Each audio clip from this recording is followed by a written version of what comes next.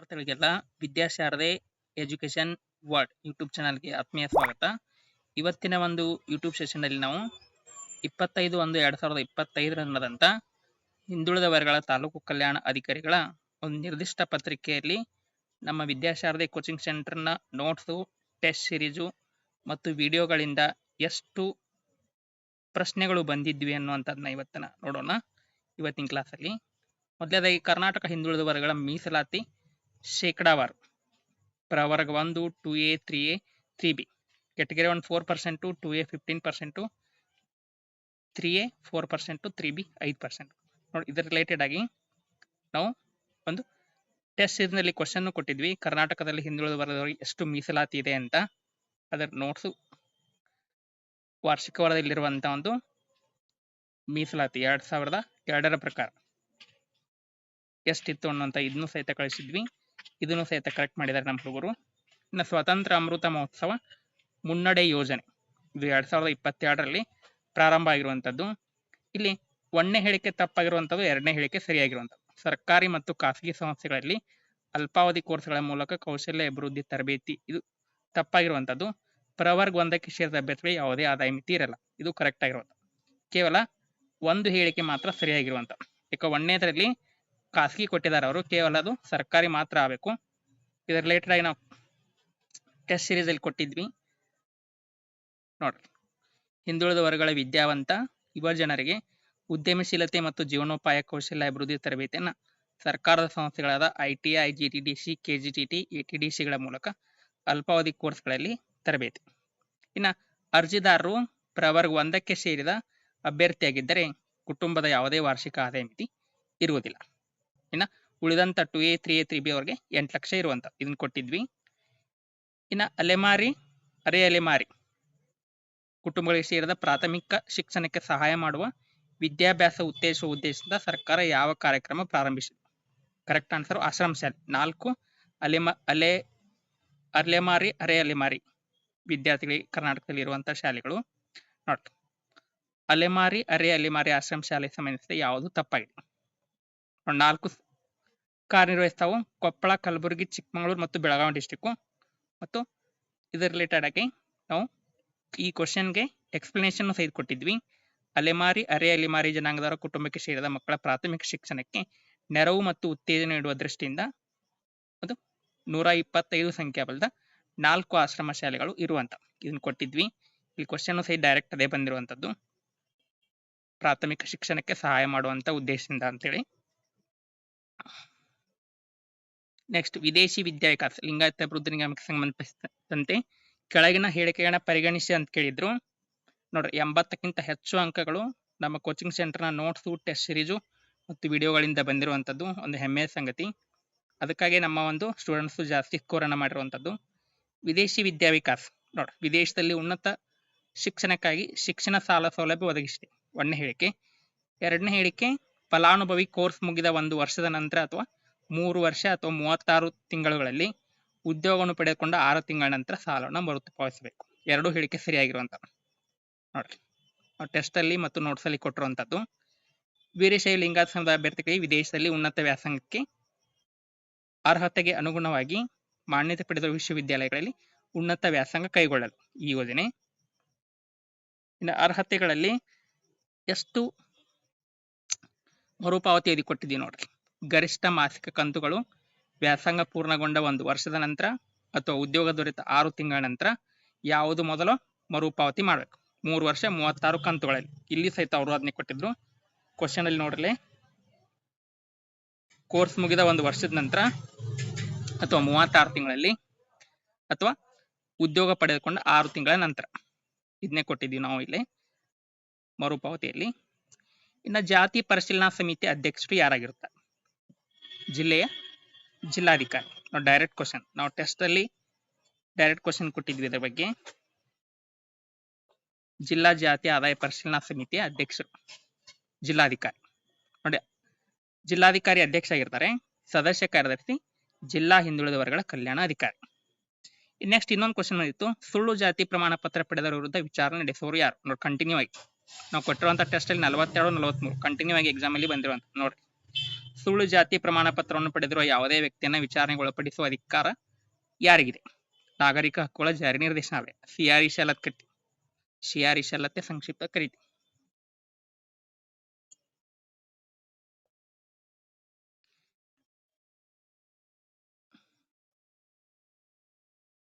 ನೋಡಿ, ಕಂಟಿನ್ಯೂ ಆಗಿ. ಮೆಟ್ರಿಕ್ ಪೂರ್ವ ಹಾಸ್ಟೆಲ್ಗಳಲ್ಲಿ ಹಿಂದುಳಿದ ವರ್ಗದ ವಿದ್ಯಾರ್ಥಿಗಳಿಗೆ ಯಾವ ಸೌಲಭ್ಯ ನೀಡಲಾಗುತ್ತದೆ? ನೋಡಲಿ, ಅಂಕಿ ಮುಖ್ಯ ಅಲ್ಲ, ಸೌಲಭ್ಯ ಕೇಳ್ಯಾರು. ಸೌಲಭ್ಯ ಅಂದ್ರೆ ಆಹಾರ ವೆಚ್ಚವನ್ನು ಕೊಡ್ತಾರೆ. ಈಗ ಪ್ರೆಸೆಂಟ್ ಆಗಿ 100 ರೂಪೀಸ್ ಜಾಸ್ತಿ ಆಗಿರುವಂತದ್ದು, 1650 ಇರುವಂತದ್ದು, 1750 ಆಗಿರುವಂತದ್ದು ಮೆಟ್ರಿಕ್ ಪೂರ್ವ. ಮೆಟ್ರಿಕ್ ನಂತರ 1850 ಆಗಿರುವಂತದ್ದು ಮತ್ತು ಉಚಿತ ವಸತಿಯನ್ನು ಕೊಡ್ತಾರೆ. ಎರಡೂ ಕರೆಕ್ಟ್ ಆಗಿರುವಂತದ್ದು. ನೋಡಿ, 1750 ಮೆಟ್ರಿಕ್ ಪೂರ್ವ. ಈ ಕೆಳಗಡೆ ಡೀಟೇಲ್ಸ್ ಅಲ್ಲಿ ಕೊಟ್ಟಿದ್ದೀವಿ ನೋಡಿ, ಆನ್ಸರ್ ಎಕ್ಸ್ಪ್ಲನೇಷನ್ ಅಲ್ಲಿ. ಸರ್ಕಾರದ ಮೆಟ್ರಿಕ್ ನಂತರದ ಹಾಸ್ಟೆಲ್ ಅಲ್ಲಿ 1850, ಮೆಟ್ರಿಕ್ ಪೂರ್ವ 1750, ಆಶ್ರಮ ಶಾಲೆ 1450. ಎಕ್ಸ್ಪ್ಲನೇಷನ್ ಲಿಸ್ಟ್ ಕೊಟ್ಟಿರುವಂತ ಮೆಟ್ರಿಕ್ ಪೂರ್ವ, ಮೆಟ್ರಿಕ್ ನಂತರ, ಆಶ್ರಮ ಶಾಲೆ, ಖಾಸಗಿ ಅನುದಾನಿತ, ಖಾಸಗಿ ಮೆಟ್ರಿಕ್ ನಂತರ, ಖಾಸಗಿ ಅನಾಥಾಲಯ ಎಷ್ಟೆಷ್ಟು ಕೊಡ್ತಿದ್ರು. ಇನ್ನು ಸಂಸತ್ತಿನಲ್ಲಿ ಮಂಡಲ್ ಆಯೋಗದ ಶಿಫಾರಸುಗಳನ್ನ ಮಂಡಿಸಿದ ಪ್ರಧಾನಿ ಯಾರು? ವಿಶ್ವನಾಥ್ ಪ್ರತಾಪ್ ಸಿಂಗ್. ಇದನ್ನು ಸಹಿತ ಡೈರೆಕ್ಟ್ ಕ್ವಶನ್ ಕೊಟ್ಟಿದ್ದೀನಿ ಅಲ್ಲಿ. ಮಂಡಲ್ ಆಯೋಗದ ಶಿಫಾರಸುಗಳನ್ನ ಸರ್ಕಾರಿ ಸೇವೆ ಮತ್ತು ಮೀಸಲಾತಿಗಾಗಿ ಭಾರತದ ಯಾವ ಪ್ರಧಾನಿಗಳು ಅನುಷ್ಠಾನಕ್ಕೆ ತಂದರು? VP. Singh. Correct answer, Vishwanath Pratap Singh. Explanation ನೋಡಲಿ, 1989ರಲ್ಲಿ ವಿ.ಪಿ. ಸಿಂಗ್ ನೇತೃತ್ವದ ಸರ್ಕಾರ ಅಸ್ತಿತ್ವಕ್ಕೆ ಬಂದಿತ್ತು. ಸರ್ಕಾರ ಪತನ ಆಗುವುದನ್ನ ಲೆಕ್ಕಿಸದೆ 1990 ಆಗಸ್ಟ್ 7ರಂದು ಆಯೋಗದ ವರದಿಯನ್ನು ಒಪ್ಪಿ ಹಿಂದುಳಿದ ವರ್ಗಗಳಿಗೆ 27ರಷ್ಟು ಮೀಸಲಾತಿಯನ್ನು ಘೋಷಿಸಿತು. ಡೈರೆಕ್ಟ್ ಆಗಿ ನಾವು ಯಾವ ಕ್ವಶನ್ಸ್ ಕೊಟ್ಟಿದ್ವಿ ಅದೇ ಬಂದಂತ. ಇನ್ನು ಹೊಂದಿಸಿ ಬೇರೆ ರೀತಿ ಕೇಳಿದ್ರು, ಕಾಲಾನುಕ್ರಮವಾಗಿ ಯಾವುದು ಮೊದಲ ಆಯೋಗ, ಯಾವ್ದು ಆಮೇಲೆ ಲಾಸ್ಟ್ ಯಾವುದು? ಫಸ್ಟ್ ಬರುವಂತದ್ದು ನಾಗನಗೌಡ ಸಮಿತಿ, ಆಮೇಲೆ ಹಾವನೂರು, ಆಮೇಲೆ ವೆಂಕಟಸ್ವಾಮಿ. ನೋಡಿ, ವೆಂಕಟಸ್ವಾಮಿ ಆಯೋಗದ ರಚನೆ ಯಾವಾಗ ಆಗಿತ್ತು ಅತ್ತಿಕೊಂಡು ನಾವು ಕ್ವಶನ್ ಕೇಳಿದ್ವಿ, ಅದು 1983. ನೋಡಿ, ಯಾವ ಆಯೋಗ ಯಾವಾಗ ಸ್ಟಾರ್ಟ್ ಆಗಿತ್ತು ಅದ್ರ ಡೇಟು ಸಹಿತ ಕೊಟ್ಟಿದ್ವಿ. ನೀವು ಇದನ್ನ ಯಾರ್ಯಾರು ಓದ್ಕೊಂಡಿದ್ದಾರೆ ಅದನ್ನ ಈಸಿಯಾಗಿ ಆನ್ಸರ್ ಮಾಡಿರ್ತಾರೆ. ಫಸ್ಟು ನಾಗನಗೌಡ, ಆಮೇಲೆ ಹಾವನೂರು, ಆಮೇಲೆ ವೆಂಕಟಸ್ವಾಮಿ. 1960, 72, 83. ನೆಕ್ಸ್ಟ್ ಕ್ವಶನ್ ಬೇರೆ. 2019ರ 103ನೇ ಸಾಂವಿಧಾನಿಕ ತಿದ್ದುಪಡಿ ಅಧಿನಿಯಮ ಭಾರತದ ಸಂವಿಧಾನಕ್ಕೆ ಯಾವ ಅನುಚ್ಛೇದಗಳನ್ನು ಸೇರಿಸಿದೆ? ಇದನ್ನ ನೋಟ್ಸ್ ಅಲ್ಲಿ ಕೊಟ್ಟಿದ್ದು ನಾವು ಇಲ್ಲಿ. EWS ಒಂದು ಕ್ಲಾಸ್ ಮಾಡಿದ್ವಿ, ಆ ಕ್ಲಾಸ್ ನೋಟ್ಸ್ ಅಲ್ಲಿ ಕೊಟ್ಟಿದ್ದು. ಆರ್ಥಿಕ ದುರ್ಬಲ ವರ್ಗದವರಿಗೆ ಶಿಕ್ಷಣ ಮತ್ತು ಸರ್ಕಾರಿ ಉದ್ಯೋಗ ನೇಮಕಾತಿಯಲ್ಲಿ 10ರಷ್ಟು ಮೀಸಲಾತಿ ನೀಡುವ ಸಂವಿಧಾನದ 103ನೇ ತಿದ್ದುಪಡಿಯನ್ನು ಸುಪ್ರೀಂ ಕೋರ್ಟ್ ಎತ್ತಿ ಹಿಡಿದು ಬಹುಮತ ತೀರ್ಪು ನೀಡಿದೆ. ನೋಡಿ, ಈ ಕ್ಲಾಸ್ ಮಾಡಿದ್ವಿ ನಾವು ಇಲ್ಲಿ. EWS reservation economically weaker section ಅಂತ. ಇದರಲ್ಲಿ ನೋಡಿ, 2019ರ ಅನುಚ್ಛೇದ 15/6 ಮತ್ತು 16/6 ಇವುಗಳನ್ನ ಸೇರಿಸಿರುವಂತ. 15/6 ಶಿಕ್ಷಣ, 16/6 ನಾಗರಿಕ ಹುದ್ದೆಗಳಲ್ಲಿ ನೇಮಕಾತಿಗಾಗಿ 10ರಷ್ಟು ಮೀಸಲಾತಿಯನ್ನ ಒದಗಿಸಲಿಕ್ಕೆ 103ನೇ ಸಾಂವಿಧಾನಿಕ ತಿದ್ದುಪಡಿ 2019ರಲ್ಲಿ ಜಾರಿಗೆ ಬಂದಿತ್ತು. ಇಲ್ಲಿ ಕ್ವಶನ್ ಅದನ್ನೇ ಕೇಳಿದ್ರು ಅವರು. ಡೈರೆಕ್ಟ್ ನೋಡಲಿ, 103ನೇ ಸಾಂವಿಧಾನಿಕ ತಿದ್ದುಪಡಿಯ ನಂತರ ಯಾವ ವಿಧಿಗಳನ್ನ ಸೇರಿಸಿದ್ರು? 15/6, 16/6. ನೋಡಿ, 124ನೇ ಸಾಂವಿಧಾನಿಕ ತಿದ್ದುಪಡಿ ಮಸೂದೆ ಅದು 15/6, 16/6 ಎರಡು ಸೇರಿಸಿದ್ರು. ಇನ್ನು EWSಗೆ ಸಂಬಂಧಿಸಿದಂತೆ ಆರ್ಥಿಕ ದುರ್ಬಲ ವರ್ಗಗಳ ಬಗ್ಗೆ ಸಂಬಂಧಿಸಿದ ಯಾವುದು ತಪ್ಪಾಗಿದೆ? ನೋಡಿ, ಯಾವುದು ತಪ್ಪಾಗಿದೆ ಎತ್ತಿಕೊಂಡಿಲ್ಲಿ ಕ್ವಶನ್ಸ್ ಅನ್ನ ಅವರು ಕೇಳಿದ್ರು. EWSಗೆ 10% ಮೀಸಲಾತಿ, ಇದು ಕರೆಕ್ಟಾ? ಈ ವರ್ಗದ ಅಡಿಯಲ್ಲಿ ಪರಿಶಿಷ್ಟ ಜಾತಿ, ಪರಿಶಿಷ್ಟ ಪಂಗಡ, ಸಾಮಾಜಿಕ ಶೈಕ್ಷಣಿಕವಾಗಿ ಹಿಂದುಳಿದ ವರ್ಗಗಳಿಗೆ ಅಸ್ತಿತ್ವದಲ್ಲಿರುವ ಮೀಸಲಾತಿ ಯೋಜನೆ ಅಡಿಯಲ್ಲಿ ಒಳಗೊಳ್ಳದ ವ್ಯಕ್ತಿಗಳಿಗೆ ಈ ಮೀಸಲಾತಿ ಅನ್ವಯಿಸುವಂತ. ಅಂದ್ರೆ SC, ST, OBC ಯಾರು ಮೀಸಲಾತಿ ಪಡಿತಲ್ಲ, ಯಾರಿಗೆ ಸಿಕ್ಕಿಲ್ಲ ಅವ್ರಿಗೆ ಮಾತ್ರ ಇದು. ಸಂಸತ್ತು 103ನೇ ಸಾಂವಿಧಾನಿಕ ತಿದ್ದುಪಡಿ ಅಧಿನಿಯಮ 2019 ಸಮಾಜದ EW ಮೀಸಲಾತಿ ಒದಗಿಸಲು ಕೇಂದ್ರ ಸರ್ಕಾರವನ್ನು ಶಕ್ತಗೊಳಿಸುತ್ತದೆ. ಇದು ಕರೆಕ್ಟ್ ಐತಿ. ಇನ್ನು ರಾಜ್ಯ ಸರ್ಕಾರಿ ಹುದ್ದೆಗಳಲ್ಲಿ ನೇಮಕಾತಿಗಾಗಿ ಮತ್ತು ರಾಜ್ಯ ಸರ್ಕಾರಿ ಶಿಕ್ಷಣ ಸಂಸ್ಥೆಗಳಿಗೆ ಪ್ರವೇಶಕ್ಕಾಗಿ ಸಮಾಜದ EWSಗೆ ಮೀಸಲಾತಿ ನೀಡಬೇಕೇ ಅಥವಾ ಬೇಡವೆಂಬುದನ್ನು ಸಂಬಂಧಪಟ್ಟ ರಾಜ್ಯ ಸರ್ಕಾರ ನಿರ್ಧರಿಸುತ್ತದೆ. ಇಷ್ಟು ಕ್ವಶನ್ ಇತ್ತು. 4 ಹೇಳಿಕೆ ಕರೆಕ್ಟ್ ಅದಾವ. ಈ ಕ್ವಶನ್ ಗ್ರೇಸ್ ಆಗಬಹುದು. ನೋಡಿ, ಈ 3 ವಿಭಾಗಗಳಿಗೆ ಅಂದ್ರೆ SC, ST, OBC ಈ 3 ವಿಭಾಗಗಳ ಸಮುದಾಯಗಳನ್ನ ಹೊರತುಪಡಿಸಿ ಉಳಿದವರಿಗೆ 10% ಮೀಸಲಾತಿಯ ಸೌಲಭ್ಯ ದೊರಕಲಿದೆ. ಅಂದ್ರೆ ಇದು ಅಲ್ಲಿ 2ನೇ ಹೇಳಿಕೆ ಕೊಟ್ಟಿದ್ದಲ್ಲ, ಅದಕ್ಕೆ ಸಂಬಂಧಪಟ್ಟಂತೆ. ನೆಕ್ಸ್ಟ್ ಸುಪ್ರೀಂ ಕೋರ್ಟ್ ನೇತೃತ್ವದಲ್ಲಿ ಇದುವರೆಗೆ ಯಾವ ಜಾತಿಯ ಜನರು ಯಾವುದೇ ಬಗೆಯ ಮೀಸಲಾತಿ ಪಟ್ಟಿಯಲ್ಲಿ ಸೇರಿಲ್ಲವೋ ಅಂತವರಿಗೆ 10% ಮೀಸಲಾತಿ. ಇದು 1ನೇ ಹೇಳಿಕೆಗೆ ಸಂಬಂಧಪಟ್ಟಂತೆ. ಇದನ್ನ ನೋಟ್ಸ್ ಅಲ್ಲಿ ಕೊಟ್ಟಿದ್ದು ನಾವು. ಕರ್ನಾಟಕದಲ್ಲಿ ಈ ಮೀಸಲಾತಿಗೆ ಬ್ರಾಹ್ಮಣರು, ಆರ್ಯವೈಶ್ಯರು, ಮುದಾಲಿಯರು ಇವರಿಗೆಲ್ಲ ಸಿಗತ್ತೆ. ಇನ್ನು ಸಂವಿಧಾನಕ್ಕೆ ಹೊಸದಾಗಿ ಸೇರ್ಪಡೆ ಮಾಡಿದ 15/6, 16/6 ರಾಜ್ಯ ಸರ್ಕಾರ ಉದ್ಯೋಗ ಮತ್ತು ರಾಜ್ಯ ಸರ್ಕಾರ ಸಂಸ್ಥೆಗಳಲ್ಲಿ EWS ಮೀಸಲಾತಿ ನೀಡಬೇಕೇ ಅಥವಾ ಬೇಡವೇ ಎಂಬುದನ್ನು ನಿರ್ಧಾರ ತೆಗೆದುಕೊಳ್ಳುವ ಅವಕಾಶ ರಾಜ್ಯ ಸರ್ಕಾರಗಳಿಗೆ ನೀಡುತ್ತದೆ. ಇದು ಕೊನೆ ಹೇಳಿಕೆ. ಅಷ್ಟು ಹೇಳಿಕೆ ಕರೆಕ್ಟ್.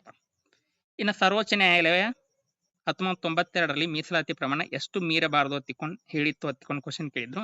ಅದಕ್ಕೆ ಸರಿಯಾದ ಉತ್ತರ 50%. ನೋಡಿ, ಇಂದಿರಾ ಸಹಾನಿ ತೀರ್ಪಿನಲ್ಲಿ 1992ರ ಮಂಡಲ ಆಯೋಗದ ಪ್ರಕರಣ ಎಂದೇ ಹೆಸರಾದ ಇಂದಿರಾ ಸಹಾನಿ ತೀರ್ಪಿನಲ್ಲಿ ಒಟ್ಟು ಮೀಸಲಾತಿ 50ರಷ್ಟು ಮೀರಬಾರದು ಹೊತ್ತಿಕೊಂಡು ಸುಪ್ರೀಂ ಕೋರ್ಟ್ ಹೇಳಿತ್ತು. ಇದು EWS ಕ್ಲಾಸ್ ಅಲ್ಲೇ ಹೇಳಿರುವಂತ. ಇನ್ನು ಆರ್ಥಿಕವಾಗಿ ದುರ್ಬಲ ವರ್ಗಗಳಿಗೆ EWS ಮೀಸಲಾತಿಯನ್ನು ಯಾವ ಆಯೋಗದ ವರದಿಯ ಮೇಲೆ ಶಿಫಾರಸು ಮಾಡಲಾಗಿದೆ? ಕರೆಕ್ಟ್ ಆನ್ಸರ್ ಶಿನ್ನೋ ಆಯೋಗ. ನೋಡ್ರಿ, EWS ಕ್ಲಾಸ್ ಅಲ್ಲಿ ಹೇಳಿರುವಂತದ್ದು ಮೇಜರ್ ಜನರಲ್ ನಿವೃತ್ತ SR ಶಿನ್ನೋ ನೇತೃತ್ವದ ಆಯೋಗದ ಶಿಫಾರಸಿನಂತೆ EWS ಮೀಸಲಾತಿ ನೀಡಲಾಗಿದೆ.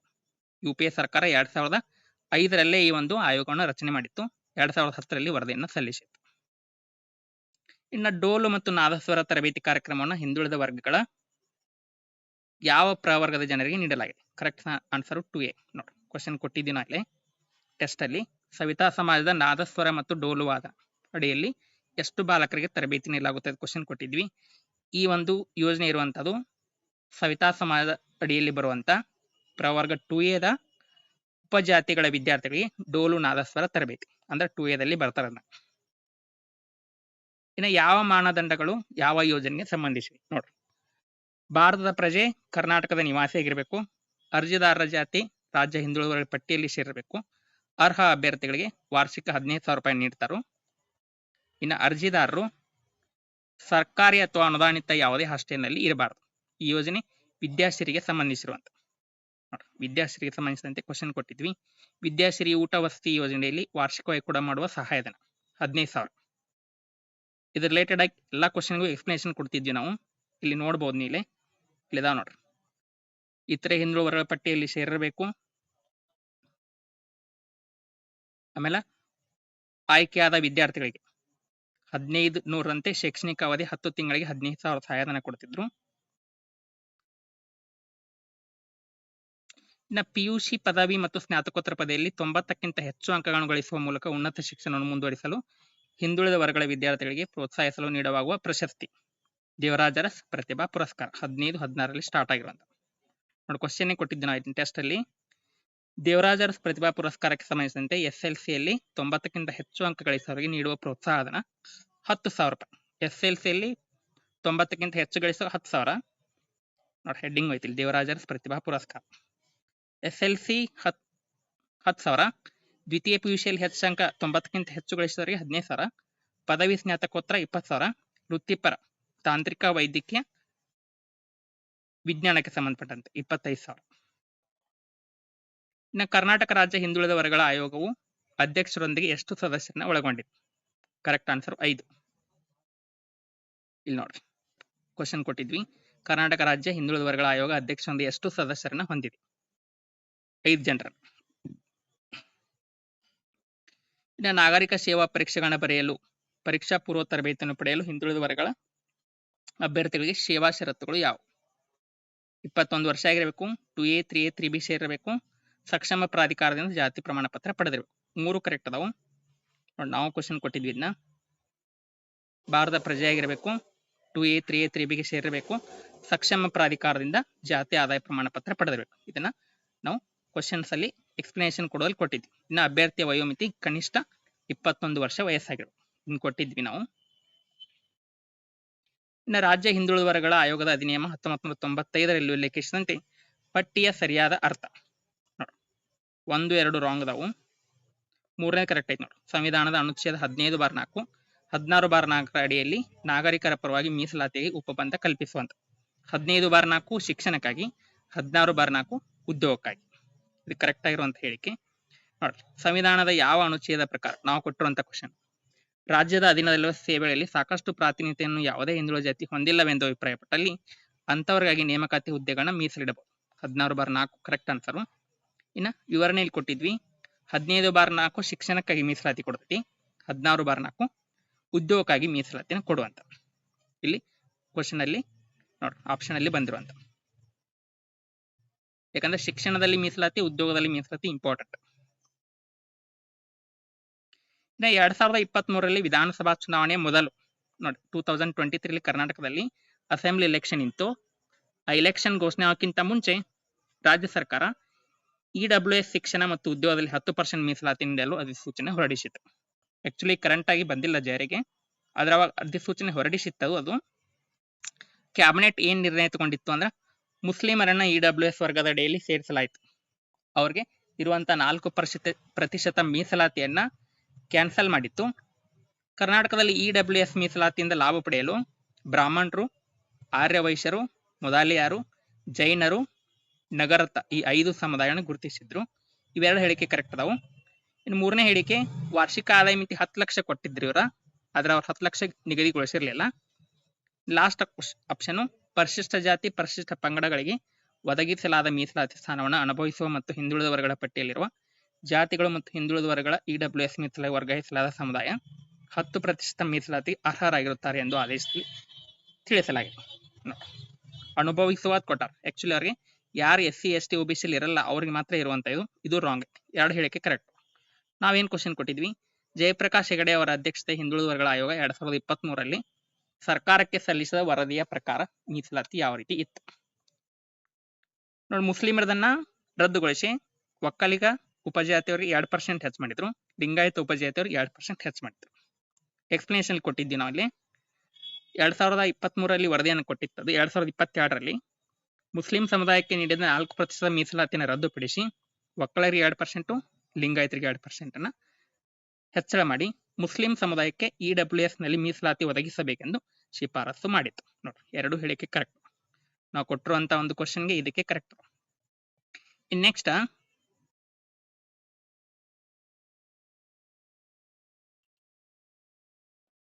ನೋಡಿ, ಕರ್ನಾಟಕದಲ್ಲಿ EWS ಮೀಸಲಾತಿಗೆ ಅರ್ಹ ಆಗಿರುವಂತವರು ಬ್ರಾಹ್ಮಣರು, ಆರ್ಯವೈಶ್ಯರು, ನಾಯರ್, ಮೊದಾಲಿಯರ್, ಇತರೆ ಕೆಲವು ಸಣ್ಣ ಪುಟ್ಟ ಜೈನ, ನಾಗರತ ಏನ್ ಕೊಟ್ಟಿಲ್ಲ ಅವು, ಅವ್ರಿಗೆ ಒಂದು ಏನ್ ಸಿಗತ್ತೆ ಅಂದ್ರೆ ಮೀಸಲಾತಿ ಸಿಗ್ತೈತಿ ಎತ್ತಿಕೊಂಡು ನಾವು ಎಕ್ಸ್ಪ್ಲನೇಷನ್ ಅಲ್ಲಿ ಕೊಟ್ಟಿದ್ವಿ. ಇನ್ನ ಶಿಕ್ಷಣ ಸಂಸ್ಥೆ ಎಂದರೆ 1992ರ ಒಂದು ಕಾಯ್ದೆ ಪ್ರಕಾರ ಶಿಕ್ಷಣ ಸಂಸ್ಥೆ ಅಂದ್ರೆ ವಿಶ್ವವಿದ್ಯಾಲಯ, ಕಾಲೇಜು ಸೇರಿದಂತೆ ರಾಜ್ಯದಲ್ಲಿ ನಿರ್ವಹಿಸುವ ಯಾವುದೇ ರಾಜ್ಯ ನಿಧಿಯಿಂದ ನೆರವು ಸ್ವೀಕರಿಸುವ ಅಥವಾ ಕಾನೂನಡಿ ಸ್ಥಾಪಿತವಾದ ಯಾವುದೇ ಒಂದು ವಿಶ್ವವಿದ್ಯಾಲಯಕ್ಕೆ ಸಂಯೋಜಿತವಾದ ಕಾಲೇಜು ಶಿಕ್ಷಣ ಸಂಸ್ಥೆ.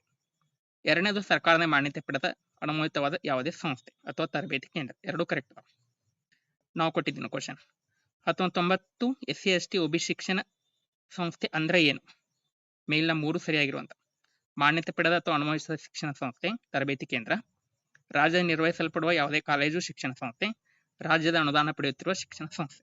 ನೋಡಿ, ಈ ರೀತಿ ಇದನ್ನ ಯಾರ್ಯಾರು ಕ್ವಶನ್ ಗಳನ್ನ ನೋಡಿರ್ತಾರಲ್ಲ ಅವರು ಕ್ವಶನ್ಸ್ ಅನ್ನ ಕರೆಕ್ಟ್ ಹಾಕಿ ಆನ್ಸರ್ ಹಾಕಿ ಬಂದಿರ್ತಾರೆ. ನಾ ಯಾವುದರ ಅಂಗವಾಗಿ ನೋಡಿ ಇದನ್ನ ಕೊಟ್ಟಿದ್ವಿ, ಆಗಲಿ ತೋರಿಸಿದ್ವಿ ದೇವರಾಜ ಅರಸು. ಇನ್ನು ಹೊಂದಿಸಿ ಬರೆಯ ರೀತಿ ಕ್ವಶನ್ ಕೇಳಿದ್ರು. ಕರ್ನಾಟಕ ವಿಶ್ವಕರ್ಮ ಸಮುದಾಯ ಯಾವಾಗ ಸ್ಟಾರ್ಟ್ ಆಯ್ತು? ಸಂಗೊಳ್ಳಿ ರಾಯಣ್ಣ ಪ್ರಾಧಿಕಾರ, ಅಂಬಿಗರ ಚೌಡಯ್ಯ, ಕರ್ನಾಟಕ ಅಲೆಮಾರಿ ಅರೆ ಅಲೆಮಾರಿ ನಿಗಮ. ಈ D1 ರಾಂಗ್ ಕೊಟ್ಟಿದ್ರು. 2020 ಆಗಬೇಕಿತ್ತು, 19 ಕೊಟ್ಟಿದ್ದಾರೆ. ವಿಶ್ವಕರ್ಮ 14, ಸಂಗೊಳ್ಳಿ ರಾಯಣ್ಣ 16, ಅಂಬಿಗರ ಚೌಡಯ್ಯ 17, ಅಲೆಮಾರಿ ಅರೆ ಅಲೆಮಾರಿ 19. ಇನ್ ಕ್ವಶನ್ ಕೊಟ್ಟಿದ್ ನೋಡ್ರಿ, ವಿಶ್ವಕರ್ಮ ಸಮುದಾಯಗಳ ಅಭಿವೃದ್ಧಿ ನಿಗಮ ಯಾವಾಗ ಸ್ಟಾರ್ಟ್ ಆಗಿತ್ತು ಅತ್ತಿಕೊಂಡು. ಆಮೇಲೆ ಲಾಸ್ಟ್ಗೇನು ಇದನ್ನೊಮ್ಮೆ ಲಾಸ್ಟ್ ನಾವು MCQ ಅಷ್ಟೇ ಮಾಡಿದ್ವಿ, ಕೊನೆಗೆ ಅವಾಗೂ ಸಹಿತ ಇದನ್ನು ಕೊಟ್ಟಿದ್ವಿ, ತೋರಿಸ್ತೀವಿ ಇಲ್ಲಿ.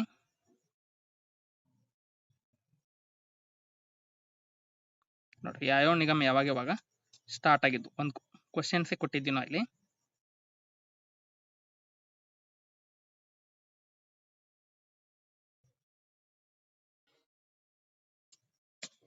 ನೋಡ್ರಿ, ಅಂಬಿಗರ ಚೌಡಯ್ಯ ಅಭಿವೃದ್ಧಿ ಯಾವಾಗ ಸ್ಟಾರ್ಟ್ ಆಗಿತ್ತು, ವಿಶ್ವಕರ್ಮ ಅಭಿವೃದ್ಧಿ ಯಾವಾಗ ಸ್ಟಾರ್ಟ್ ಆಗಿತ್ತು, ಮಡಿವಾಳ ಮಾಚಿತಿ ಯಾವಾಗ ಸ್ಟಾರ್ಟ್ ಆಗಿತ್ತು, ಇವೆಲ್ಲ ಕಂಟಿನ್ಯೂ ಆಗಿ ನಾವು ಕೊಟ್ಟಿದ್ವಿ. ಇದನ್ನ ಯಾರು ಅಟೆಂಡ್ ಮಾಡಿರ್ತಾರೆ ಟೆಸ್ಟ್ ಮತ್ತು ನೋಟ್ಸ್ ಅನ್ನ ಅವ್ರು ಈಸಿಯಾಗಿ ಹಾಕಿ ಬರ್ತಾರೆ, ಕರೆಕ್ಟ್ ಆನ್ಸರ್ನ ಹಾಕ್ತಾರೆ. ನೆಕ್ಸ್ಟ್ ನೋಡ್ರಿ, ಅರಿವು ಶೈಕ್ಷಣಿಕ ಸಾಲ ಯೋಜನೆ ಕುರಿತು ಹೇಳಿಕೆಗಳನ್ನ ಪರಿಗಣಿಸಿ. ತಪ್ಪಾಗಿದೆ ಅದಕ್ಕೆ ಯಾರವರ ಇಲ್ಲೇ ಎರಡೂ ವಾಕ್ಯ ಕರೆಕ್ಟ್ ಅದಕ್ಕಾಗಿ ಯಾವುದು ತಪ್ಪಿಲ್ಲ ಅಂತ ಹಾಕ್ಬೇಕು. ವೈದ್ಯಕೀಯ, ದಂತ ವೈದ್ಯಕೀಯ, ಇಂಜಿನಿಯರ್ ಇತರೆ 28 ವೃತ್ತಿಪರ ಕೋರ್ಸ್ಗಳಲ್ಲಿ ಅಧ್ಯಯನ ಮಾಡುತ್ತಿರುವವರಿಗೆ ಶೈಕ್ಷಣಿಕ ಸಾಲ ವಾರ್ಷಿಕ ಬಡ್ಡಿ ದರ 2%. ನಾವು ಯಾವ ರೀತಿ ಕ್ವಶನ್ ಕೊಟ್ಟಿದ್ವಿ ಅಂದ್ರೆ ಅರಿವು ಶೈಕ್ಷಣಿಕ ಸಾಲ ಯೋಜನೆ ಕುರಿತು ಕೆಳಗಿನ ಹೇಳಿಕೆಯನ್ನು ಪರಿಗಣಿಸಿ. ನೋಡಿ, ಇಂಜಿನಿಯರಿಂಗ್, ವೈದ್ಯಕೀಯ, ದಂತ ವೈದ್ಯಕೀಯ 28 ಕೋರ್ಸ್ಗಳು ಶೇಕಡಾ 2 ಬಡ್ಡಿ ದರದಲ್ಲಿ ಸಾಲ. ನೋಡಿ, ಇಲ್ಲಿ ಯಾವ ಕೋರ್ಸ್ ಅನ್ನು ಸಹಿತ ನಾವು ಕ್ವಶನ್ ಜೊತೆ ಎಕ್ಸ್ಪ್ಲನೇಷನ್ ಅಲ್ಲಿ ಕೊಟ್ಟಿದ್ವಿ. 28 ಕೋರ್ಸ್, ಗರಿಷ್ಠ 5 ಲಕ್ಷ ರೂ. ಸಾಲ, ಮೇಲಿನ ಎಲ್ಲವೂ ಸರಿಯಾಗಿವೆ. ಗಂಗಾ ಕಲ್ಯಾಣ ನೀರಾವರಿ ಯೋಜನೆ ಕುರಿತು ಹೇಳಿಕೆಗಳನ್ನ ಗಮನಿಸಿ ಕೊಟ್ಟಿದ್ರು. ಒಂದು ಹೇಳಿಕೆ ಸರಿ ಇತ್ತು, ಇನ್ನೊಂದು ಹೇಳಿಕೆ ತಪ್ಪಿತ್ತು. 8 ರಿಂದ 15 ಎಕರೆ ಜಮೀನು ಹೊಂದಿರುವ ಸಣ್ಣ ಮತ್ತು ಅತಿ ಸಣ್ಣ ಹಿಂದುಳಿದ ವರ್ಗಗಳ ರೈತರ ಗುಂಪಿಗೆ ಸಾಮುದಾಯಿಕ ನೀರಾವರಿ ಸೌಲಭ್ಯ ಒದಗಿಸಿ, ಇದು ಕರೆಕ್ಟ್ ಐತಿ. ಎರಡನೇದು ರಾಂಗ್ ಇತ್ತು. 10 ಎಕರೆ ಮತ್ತು ಅದಕ್ಕಿಂತ ಹೆಚ್ಚು ಶುಷ್ಕ ಭೂಮಿಗೆ 4 ಲಕ್ಷ, 20ಕ್ಕಿಂತ ಹೆಚ್ಚು ಎಕರೆ ಜಮೀನಿಗೆ 6 ಲಕ್ಷ, ಇದು ರಾಂಗ್ ಇತ್ತು. ಒಂದು ಹೇಳಿಕೆ ಮಾತ್ರ ಸರಿಯಾಗಿತ್ತು. ನಾವು ಕ್ವಶನ್ ಕೊಟ್ಟಿದ್ ನೋಡಿ, ಇದನ್ನ ದೇವರಾಜ ಅರಸು ಅಭಿವೃದ್ಧಿ ನಿಗಮ ಹೇಳುವಂತ ಸಮಯದಲ್ಲಿ ಹೇರುವಂತ. ಇಲ್ಲಿ ನೋಡಿ, ಸಾಮೂಹಿಕ ನೀರಾವರಿ ಯೋಜನೆ ಒಕ್ಕಲಿಗ ಅಭಿವೃದ್ಧಿ ನಿಗಮ ಹೇಳುವಂತ ಸಮಯದಲ್ಲಿ ಒಕ್ಕಲಿಗ ಸಮುದಾಯಕ್ಕೆ ಸೇರಿದ ಕನಿಷ್ಠ 3 ಜನ ಮತ್ತು ಅತಿ ಸಣ್ಣ ರೈತರು ಹೊಂದಿರುವ 8 ರಿಂದ 15 ಎಕರೆ ಜಮೀನಿಗೆ 6 ಲಕ್ಷ ರೂಪಾಯಿಗಳ ವೆಚ್ಚದಲ್ಲಿ 2 ಕೊಳವೆಬಾವಿ, 15 ಎಕರೆಗಿಂತ ಹೆಚ್ಚಿನ ಜಮೀನು ಇತ್ತು ಅಂತಂದ್ರೆ 8 ಲಕ್ಷ ವೆಚ್ಚದಲ್ಲಿ 3 ಕೊಳವೆಬಾವಿಗಳ ಮೂಲಕ ಸೌಲಭ್ಯ ಒದಗಿಸುವ ತಿಳ್ಕೊಂಡು ಹೇಳಿದ್ವಿ. ಇಲ್ಲಿ 10 ಎಕರೆ ಕೊಟ್ಟಿದ್ದಾರೆ ಆಪ್ಷನ್ ಅಲ್ಲಿ, 10 ಎಕರೆ ಇಲ್ಲವೇ ಇಲ್ಲ. 8 ರಿಂದ 15 ಎಕರೆ ಇತ್ತು ಅಂದ್ರ ಎಷ್ಟು ಎಕರೆ, ಎಷ್ಟು 6 ಲಕ್ಷ, 15 ಎಕರೆಗಿಂತ ಹೆಚ್ಚಿತ್ತು 8 ಲಕ್ಷ.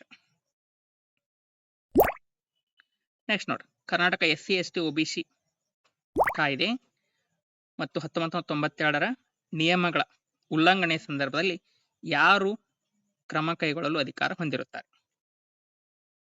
ಉಪಬಂಧಗಳ ಉಲ್ಲಂಘನೆ ಸಮಯದಲ್ಲಿ ಒಂದು ST ಜಾತಿಯವರು ಇದ್ರು ಅಂದ್ರ ಶೆಡ್ಯೂಲ್ ಟ್ರೈಬ್ ಅಂದ್ರೆ ಗಿರಿಜನ ಕಲ್ಯಾಣ ನಿರ್ದೇಶಕರಿಗೆ, OBC ಇದ್ರು ಹಿಂದುಳಿದ ಕಲ್ಯಾಣ ನಿರ್ದೇಶಕರಿಗೆ, ಆಮೇಲೆ SC ಇದ್ರು ಅಂದ್ರ ಸಮಾಜ ಕಲ್ಯಾಣ ಇಲಾಖೆಗೆ ಒಂದು ಅಧಿಕಾರ ಇರುವಂತ. BCD ಕರೆಕ್ಟ್ ಆಗಿರುವಂತ. ಒಂದೇದು ರಾಂಗ್ ಐತಿ. ನಾವು ಕ್ವಶನ್ ಕೊಟ್ಟಿದ್ವಿ, ಯಾವುದೇ ಹಿಂದುಳಿದ ವರ್ಗಗಳ ಅಭ್ಯರ್ಥಿಗೆ ತಹಶೀಲ್ದಾರ್ ಅವರಿಂದ ಅದೇ ಜಾತಿ ಪ್ರಮಾಣ ನೀಡುವಲ್ಲಿ ಅನ್ಯಾಯ ಆಗಿದ್ರ ಅವರು ಸಹಾಯಕ ಆಯುಕ್ತರು ಹಿಂದುಳಿದ ಕಲ್ಯಾಣ ಇಲಾಖೆಯವರನ್ನ ಸಂಪರ್ಕ ಮಾಡಬೇಕು. ಇನ್ನು 90-92ರ ಒಂದು ನಿಯಮದ SC ST ನಿಯಮದ ಪ್ರಕಾರ SC ST ಗೆ ಸಂಬಂಧಿಸಿದಂತೆ ನಮೂನೆ 3 ಮತ್ತು 4ರಲ್ಲಿ ವಾರ್ಷಿಕ ವರದಿ ಸಲ್ಲಿಸಬೇಕು ಅಂತ ಕೊಟ್ಟಿದ್ರು. ಇದು ರಾಂಗ್. 4, 5 ಆಗಬೇಕು. ಇನ್ನು ಪ್ರತಿ ವರ್ಷ ಮೇ ತಿಂಗಳ 3ನೇ ದಿನಾಂಕದೊಳಗೆ ಸಲ್ಲಿಸಬೇಕು ಕೊಟ್ಟಾರ, ಅದು ಮೇ 1 ಆಗಬೇಕು. ಇನ್ನು SC ST ಗೆ ಸಂಬಂಧಿಸಿದಂತೆ ನಮೂನೆ 6, 7 ಇದು ಕರೆಕ್ಟ್ ಐತಿ. ಸೆಪ್ಟೆಂಬರ್ 1ರೊಳಗೆ C ಮತ್ತು D 2 ಕರೆಕ್ಟ್ ಅದಾವ.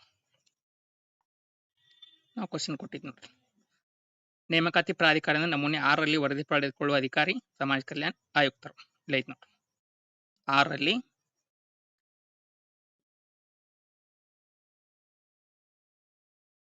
ನೆಕ್ಸ್ಟ್ ಸಮಾಜ ಕಲ್ಯಾಣ ಇಲಾಖೆ ನಮೂನೆ 6, ಹಿಂದುಳಿದ ಕಲ್ಯಾಣ ಇಲಾಖೆ ನಮೂನೆ 7.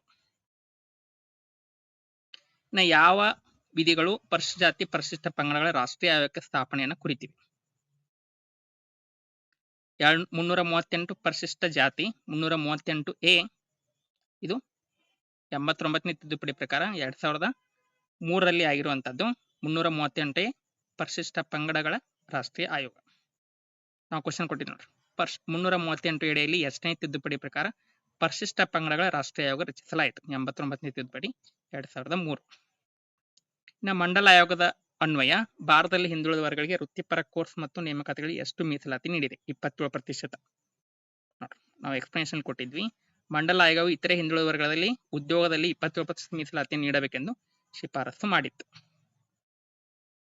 ಎಲ್ಲ ಸರ್ಕಾರಿ ಸೇವೆಗಳು ಮತ್ತು ತಾಂತ್ರಿಕ ವೃತ್ತಿಪರ ಶಿಕ್ಷಣ ಸಂಸ್ಥೆಗಳಿಗೂ ಅನ್ವಯಿಸುತ್ತದೆ. ನೋಡ್ರಿ, ಕ್ವಶನ್ ಏನಿತ್ತು, ವೃತ್ತಿಪರ ಕೋರ್ಸ್ ಮತ್ತು ನೇಮಕಾತಿಯಲ್ಲಿ ಎಷ್ಟು ಹೊತ್ತಿಗೆ ಇದ್ರು? ಎಲ್ಲ ಉದ್ಯೋಗಗಳಲ್ಲಿ 27%, ಆಮೇಲೆ ಸರ್ಕಾರಿ ಮತ್ತು ತಾಂತ್ರಿಕ ವೃತ್ತಿ ಶಿಕ್ಷಣ ಸಂಸ್ಥೆಗಳಿಗೂ ಸಹಿತ 27%. ಹಿಂದುಳಿದ ವರ್ಗಗಳ ಮತ್ತು ಅಲ್ಪಸಂಖ್ಯಾತ ಇಲಾಖೆಯನ್ನು ರಚಿಸಲಾಯಿತು ಯಾವಾಗ? ಹಿಂದುಳಿದ ವರ್ಗಗಳ ಇಲಾಖೆ 70ರಲ್ಲೇ ಸ್ಟಾರ್ಟ್ ಆಗಿತ್ತು. 99 2020ರಲ್ಲಿ ಅಲ್ಪಸಂಖ್ಯಾತರ ಕಲ್ಯಾಣ ಇಲಾಖೆಯನ್ನು ಸಪರೇಟ್ ಮಾಡಿದ್ರು. ಇದರ ರಿಲೇಟೆಡ್ ನಾವು ಕ್ವಶನ್ ಕೊಟ್ಟಿದ್ವಿ. ಯಾವ ವರ್ಷ ಕರ್ನಾಟಕ ಸರ್ಕಾರ ಹಿಂದುಳಿದ ವರ್ಗಗಳಿಂದ ಹೊರತುಪಡಿಸಿ ಅಲ್ಪಸಂಖ್ಯಾತ ಕಲ್ಯಾಣ ನಿರ್ದೇಶನಾಲಯ ಸ್ಥಾಪಿಸಿತ್ತು ಅಂತ ಕ್ವಶನ್ ಕೇಳಿದ್ವಿ. ಅದಕ್ಕೆ ಕರೆಕ್ಟ್ ಆನ್ಸರ್ 99-2000.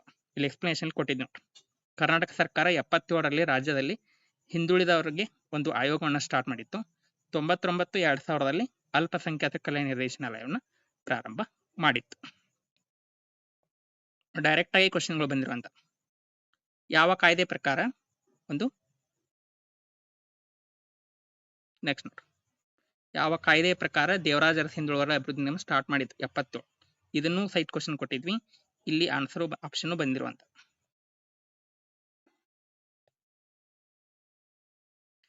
ನೆಕ್ಸ್ಟ್ ನೋಡ್ರಿ ಹಿಂದುಳಿದ ವರ್ಗಗಳ ವಿದ್ಯಾರ್ಥಿಗಳಿಗೆ ವಿದ್ಯಾರ್ಥಿ ವೇತನ ನಿಧಿಯನ್ನು ಸಂದಾಯ ಮಾಡುವ ಮಾದರಿ ಕೇಂದ್ರ ಸರ್ಕಾರ 60%, ರಾಜ್ಯ ಸರ್ಕಾರ 40%. ವಿದ್ಯಾರ್ಥಿ ವೇತನ ನೋಡಿ ನಾವು ಕೊಟ್ಟಿದ್ವಿ PM ಯಶಸ್ವಿ ಮಾರ್ಗಸೂಚಿ ಪ್ರಕಾರ ಮೆಟ್ರಿಕ್ ಪೂರ್ವ ವಿದ್ಯಾರ್ಥಿಗೆ ವಿದ್ಯಾರ್ಥಿ ವೇತನಕ್ಕೆ ಸಂಬಂಧಿಸಿದಂತೆ ಕೇಂದ್ರ ಹಾಗೂ ರಾಜ್ಯದ ಅನುಪಾತ 60/40. ಯಾರ್ಯಾರಿಗೆ ಎಷ್ಟೆಷ್ಟು ಕೊಡ್ತಾರೋ ಗ್ರೂಪ್ ಎ ದವರಿಗೆ 20,000, group B 13,000, group C 8,000, group D 5,000. ನಾ ಸ್ವಾತಂತ್ರ್ಯ ಅಮೃತ ಮಹೋತ್ಸವ ಮುನ್ನಡೆ ಯೋಜನೆ ಆಗಲೇ ಹೇಳಿದ್ವಿ ನಿಮಗೆ ಇಲ್ಲಿ ಕ್ವಶನ್ ಕೊಟ್ಟಿದ್ವಿ ಇಲ್ಲಿ 88 ಕೋರ್ಸ್ಗಳು ಇರ್ತಾವು ಇಲ್ಲಿ ಸರ್ಕಾರಿ ಸಂಸ್ಥೆಗಳಾದ ಇದು ಇಂಪಾರ್ಟೆಂಟ್ ನೋಡ್ರಿ ಅಲ್ಲಿ ಅವ್ರು ಏನ್ ಮಾಡಿದಾರೆ ಇಲ್ಲಿ ಆಪ್ಷನ್ ಅಲ್ಲಿ ಸರ್ಕಾರಿ ಮತ್ತು ಖಾಸಗಿ ಕೊಟ್ಬಿಟ್ಟಾರ ಸರ್ಕಾರಿ ಖಾಸಗಿ ಅಂತ ಇಲ್ಲಿ ಕ್ಲಿಯರ್ ಆಗೈತಿ ಸರ್ಕಾರದ ಅಂಗ ಸಂಸ್ಥೆಗಳಾದ ITI, GTDC, KGTTಗಳಲ್ಲಿ ಉಚಿತವಾಗಿ ಕೌಶಲ್ಯ ತರಬೇತಿ ನೋಡ್ರಿ ITI ಅಂದ್ರೆ ಗೌರ್ಮೆಂಟ್ ಇಂಡಸ್ಟ್ರಿಯಲ್ ಟ್ರೈನಿಂಗ್ ಇನ್ಸ್ಟಿಟ್ಯೂಟ್ ಇದರ ರಿಲೇಟೆಡ್ ಆಗಿ ಡಿಟೇಲ್ ಆಗಿ ಎಕ್ಸ್ಪ್ಲನೇಷನ್ ಕೊಟ್ಟಿದ್ವಿ ನಾವು GTDC government tool room and training centre KGTTI Karnataka German technical training centre ATDC apparel training and design centre ಉಡುಪು ತರಬೇತಿ ವಿನ್ಯಾಸ ಕೇಂದ್ರ 88 ಅಲ್ಪಾವಧಿ ಕೋರ್ಸ್ಗಳಿಗೆ ಒಂದು ಸರ್ಕಾರಿ ಸಂಸ್ಥೆಗಳ ಮೂಲಕ ತರಬೇತಿ ನಮ್ಮ ಮಡಿವಾಳ ಮಾಚಿದೇವ ಅಭಿವೃದ್ಧಿ ನಿಗಮ ಕೇಳಿದ್ರು ಕ್ವಶನ್ ಕೇಳಿದ್ರೆ ಆಗ ನಿಮಗೆ ತೋರಿಸಿದ್ದೆ ಇದನ್ನು ಸಹಿತ ನಾವು ಕೊಟ್ಟಿದ್ವಿ ಕೆಳಗಿನ ಹೇಳಿಕೆಗಳನ್ನ ಪರಿಗಣಿಸಿ 1995ರ ಕಾಯ್ದೆ ಪ್ರಕಾರ 3 ಹೇಳಿಕೆ ಸರಿಯಾಗಿರುವಂತ ಯಾವುದೇ ಭಾಗದಿಂದ ಯಾವುದೇ ವ್ಯಕ್ತಿ ಹಾಜರಾತಿಯನ್ನು ಒತ್ತಾಯಪಡಿಸುವುದು ಯಾವುದೇ ನ್ಯಾಯಾಲಯ ಕಚೇರಿಯಿಂದ ದಾಖಲೆಯನ್ನು ತೆಗೆದುಕೊಳ್ಳುವಂತದ್ದು 2 ಕರೆಕ್ಟ್ ಅದು 3ನೇದು ರಾಂಗ್ ಐತಿ ನೋಡಿ ಅಫಿಡೇವಿಟ್ಗಳ ಮೇಲೆ ಸಾಕ್ಷ್ಯವನ್ನ ಪಡೆಯುವಂತದ್ದು ಐತಿ ಇದು ನಿರ್ಬಂಧಿಸುವುದು ಕೊಟ್ಟಿದೆ ಇದು ರಾಂಗ್ ಐತಿ ಅಧಿಕಾರಿಗಳು ಮತ್ತು ದಾಖಲೆ ಪರೀಕ್ಷೆಗೆ ಕೇಳುವುದು ಇದು ರಾಂಗ್ ಐತಿ 2 ಕರೆಕ್ಟ್ ತಪ್ಪಾಗಿ ವ್ಯಕ್ತಿಯಾರು CD ತಪ್ಪಾಗಿರುವಂತ ಇಲ್ಲಿ ನಾವು ಕೊಟ್ಟಿರುವಂತ ಕ್ವಶನ್ ಅಲ್ಲಿ ರಾಷ್ಟ್ರೀಯ ಆಯೋಗದ ಯಾವುದೇ ವಿಷಯವನ್ನು ತನಿಖೆ ಮಾಡುವಾಗ ಯಾವ ಒಂದು ದೂರಿನ ವಿಚಾರಣೆ ನಡೆಸುವಾಗ ಯಾವ ಅಧಿಕಾರ ಹೊಂದಿದೆ ಅಂದ್ರೆ ಸಿವಿಲ್ ಕೋರ್ಟ್ ಅಧಿಕಾರವನ್ನು ಹೊಂದಿರುವಂತ ರಾಷ್ಟ್ರೀಯ ಆಯೋಗ ಮತ್ತು ರಾಜ್ಯ ಆಯೋಗ ನೋಡಿ ಕ್ವಶನ್ ಅಲ್ಲಿ ರಾಜ್ಯದ ಯಾವುದೇ ಭಾಗದಿಂದ ಯಾವುದೇ ವ್ಯಕ್ತಿಯನ್ನ ಸಮನ್ಸ್ ಪಡೆಯುವುದು ಯಾವುದೇ ದಾಖಲೆಗಳನ್ನ ಶೋಧಿಸುವುದು ಅಫಿಡೇವಿಟ್ಗಳ ಮೇಲೆ ಸಾಕ್ಷ್ಯ ಪಡೆಯುವುದು ಐತೆ ಅವ್ರು ನಿರ್ಬಂಧಿಸಿಕೊಟ್ಟು ಅದಕ್ಕೆ ರಾಂಗ್ ಆಕೈತಿ ಯಾವುದೇ ನ್ಯಾಯಾಲಯ ಕಚೇರಿಯಿಂದ ಯಾವುದೇ ಸರ್ಕಾರಿ ದಾಖಲೆ ಅಥವಾ ಪ್ರತಿಯನ್ನ ಪಡೆಯುವಂತ ನಾವು ಕ್ವಶನ್ ಕೊಟ್ಟಿದ್ವಿ ಇದನ್ನ ಇನ್ನು ಮೀಸಲಾತಿ ಪ್ರಮಾಣ ಎಷ್ಟು ಮೀರಬಾರದೆಂದು ಸರ್ವೋಚ್ಚ ನ್ಯಾಯಾಲಯ 92ರಲ್ಲಿ ತಿಳಿಸಿತ್ತು 50% ಕರೆಕ್ಟ್ ಆನ್ಸರ್ ನೋಡಿ ನಾ ಇಲ್ಲಿ ಟೆಸ್ಟ್ ಅಲ್ಲಿ ಕೊಟ್ಟಿರುವಂತ ಟೆಸ್ಟ್ ಫೋಟೋ ನೋಡ್ಬೋದು ನೀವು ಇಲ್ಲಿ ನೋಡಿ ಕರ್ನಾಟಕ ಸರ್ಕಾರ 50% ಮೀಸಲಾತಿಯನ್ನು ಜಾರಿಗೆ ತಂದ ವರ್ಷ ಅಂತ ಕೇಳಿದ್ವಿ 1995 ಡಿಸೆಂಬರ್ ಇತ್ತು ರಿಲೇಟೆಡ್ ಆಗಿ ನೋಡ್ಲಿ ಎಕ್ಸ್ಪ್ಲನೇಷನ್ ಕೊಟ್ಟಿದ್ವಿ ಇಂದಿರಾ ಸಹಾನಿ ವರ್ಸಸ್ ಕೇಂದ್ರ ಸರ್ಕಾರ ಮೊಕದ್ದಮೆಯಲ್ಲಿ ಸುಪ್ರೀಂ ಕೋರ್ಟ್ ಯಾವುದೇ ಮೀಸಲಾತಿ 50% ಮೀರಬಾರದು ಅಂತಿಕೊಂಡು ಆದೇಶವನ್ನು ಕೊಟ್ಟಿತ್ತು ಎಕ್ಸ್ಪ್ಲನೇಷನ್ ಕೊಟ್ಟಿದ್ವಿ ಕ್ವಶನ್ ಬೇರೆ ಇದ್ರು ಎಕ್ಸ್ಪ್ಲನೇಷನ್ ಕೊಟ್ಟಿದ್ವಿ ಇಲ್ಲಿ ಕ್ವಶನ್ ನೋಡ್ರಿ 92ರಲ್ಲಿ ಸರ್ವೋಚ್ಚ ನ್ಯಾಯಾಲಯ ಮೀಸಲಾತಿ ಪ್ರಮಾಣ ಎಷ್ಟು ಮೀರಬಾರದು ಅಂತಿಕೊಂಡು ತೀರ್ಪು ನೀಡಿತ್ತು 50% ಎಕ್ಸ್ಪ್ಲನೇಷನ್ ನೋಡ್ರಿ ಗೊತ್ತಾಗತ್ತೆ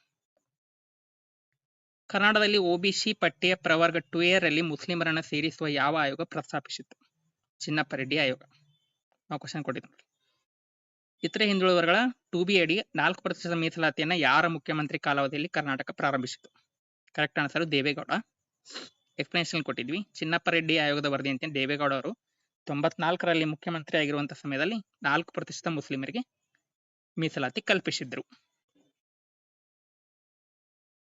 ಇನ್ನು ಯಾವ ಅನುಚ್ಛೇದ ಅಡಿಯಲ್ಲಿ ಧರ್ಮ ಜನಾಂಗ ಜಾತಿ ಲಿಂಗ ಹುಟ್ಟ ಸ್ಥಳದ ಆಧಾರದ ಮೇಲೆ ತಾರತಮ್ಯ ನಿಷೇಧಿಸಿದೆ ಕರೆಕ್ಟ್ ಆನ್ಸರ್ 15ನೇ ಅನುಚ್ಛೇದ ನಾವು ಡೈರೆಕ್ಟ್ ಕೊಟ್ಟಿದ್ವಿ 90ನೇ ಕ್ವಶನ್ ಅಲ್ಲಿ ಧರ್ಮ ಜನಾಂಗ ಜಾತಿ ಲಿಂಗವನ್ನು ಆಧರಿಸಿ ಪ್ರಜೆಗಳಿಗೆ ತಾರತಮ್ಯ ಎಸಗುವುದನ್ನು ನಿಷೇಧಿಸುವ ಸಂವಿಧಾನದ ವಿಧಿ 15 ನೋಡಿ ಯಾವುದೇ ಪ್ರಜೆಯ ಮೇಲೆ ಎಕ್ಸ್ಪ್ಲನೇಷನ್ ಕೊಟ್ಟಿದ್ವಿ ಯಾವುದೇ ಪ್ರಜೆಯ ಮೇಲೆ ಕೇವಲ ಧರ್ಮ ಜಾತಿ ಜನಾಂಗ ಲಿಂಗ ಜನ್ಮಸ್ಥಳ ಆಧಾರದ ಮೇಲೆ ತಾರತಮ್ಯ ಮಾಡಬಾರದು 15(1) ವಿಧಿ ಶಿಕ್ಷಣ ಸಂಸ್ಥೆ ಅಂದ್ರೆ ಏನು ನೋಡಿ 2 ಕರೆಕ್ಟ್ ಇರುವಂತ ಆಗಲೇ ನಿಮ್ಗೆ ತೋರಿಸಿದ್ದೆ ನಾವು ಡೈರೆಕ್ಟ್ ಕ್ವಶನ್ ಕೊಟ್ಟಿದ್ವಿ ಶಿಕ್ಷಣ ಸಂಸ್ಥೆ ಅಂದ್ರೆ ಏನು 96ನೇ ಕ್ವಶನ್ ರಾಜ್ಯದ ನಿಧಿಯಿಂದ ಹಣಕಾಸು ಸಹಾಯ ಪಡೆದ ಸಂಸ್ಥೆ ರಾಜ್ಯದಿಂದ ನಿರ್ವಹಿಸಲ್ಪಡುವ ಯಾವುದೇ ಕಾಲೇಜು ಮಾನ್ಯತೆ ಪಡೆದ ಅಥವಾ ನಮೂದಿಸಿದ ಶಿಕ್ಷಣ ಸಂಸ್ಥೆ ಅಷ್ಟು ಕರೆಕ್ಟ್ ಇರುವಂತ 4 ಹೇಳಿಕೆ.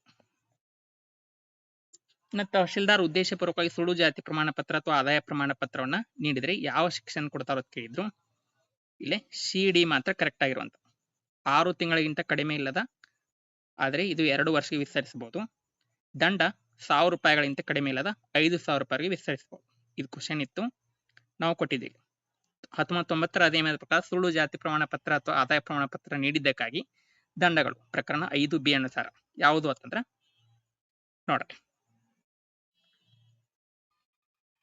6 ತಿಂಗಳಿಗೆ ಕಡಿಮೆ ಇಲ್ಲದ ಹಾಗೂ 2 ವರ್ಷಕ್ಕೆ ವಿಸ್ತರಿಸುವ ಕಾರಾಗೃಹವಾಸ.